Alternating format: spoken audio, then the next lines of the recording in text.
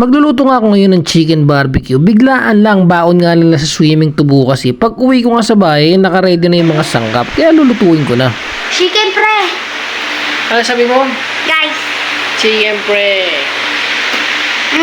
Kasama ko nga pala dyan si Andre. Hindi daw siya makatulog eh. Mukhang excited nga sa swimming bukas eh. Kaya manonood na lang siya kung paano ako magluto ng chicken barbecue. O yung tingnan mo yung oras o 12:05, kakauwi ko nga lang yan. Gagamit lang ako ng Lake and Thai. Yan kasi yung maganda gamitin pang chicken barbecue. Medyo maliliit lang yung hiwa niya kasi baon yan pang swimming. Syempre maraming kakain. Dalawang klase ng ketchup yung gagamitin ko. Isang tomato sa isang banana ketchup. Maglalagay din tayo ng kalamansi, bawang, oyster sauce, toyo, brown sugar, laurel at paminta. Ganyan lang kasimple at mabilisan lang talaga to. Una, itatadarin nga natin itong mga bawang. Medyo maraming bawang yan para mas masarap. Tapos titimplahan na natin siya ng toyo, oyster sauce, yung dalawang klase ng ketchup, ilagay na rin natin dyan. Magkaiba kasi ng lasa yung ketchup na yan eh, pero masarap yan pag pinagsama mo. Ilagay na rin natin yung brown sugar, dahon ng laurel, paminta, at yung kalamansi. Saka yung maraming bawang na tinadtad natin. Lamas-lamasin lang natin siya dun sa marination niya at ipatikim natin kay Andre. Tingnan mo.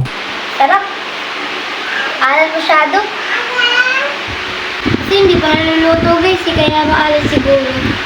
At yun nga, nasabihan pa na maalat kawawa talaga kay Andre, nilalagdag talaga ako Pero sakto lang talaga yun kasi hindi pa naman tunaw yung brown sugar at ibang mga pampalasa na nalagay natin kaya medyo nangingibabaw pa yung alat niya. Pero pag kulo niyan, syempre matutunaw na rin yung mga ibang pampalasa na nalagay natin kaya magiging balance na yan at ma-absorb na rin yan ng manok. Pakuluin lang natin siya ng low fire nang binahalo natin paminsan-minsan para hindi naman dumikit yung ilalim. Hintayin lang natin talaga na lumapot yung sabaw niya. Ganun lang yan kasimple. Maglalagay na nga rin pala ako dito ng Lea Parents. Masarap kasi yan pag chicken barbecue eh. Maganda nga na marinate muna natin itong mga manok natin for at least isang oras or overnight sana. Kasi wala na nga akong time, di ba? At yung tinikpang ko na nga napakasarap na nga yan syempre. Hintayin na natin siya matuyo.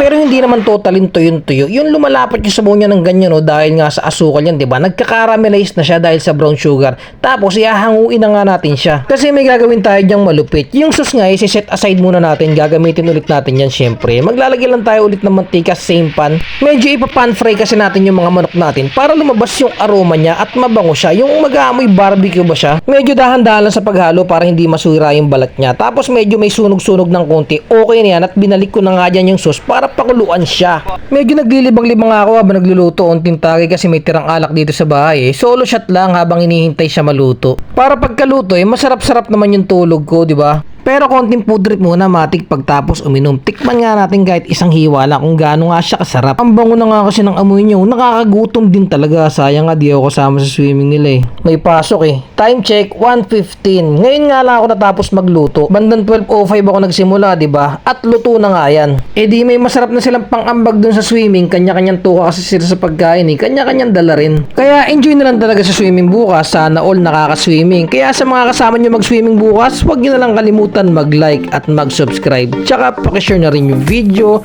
Maraming salamat po!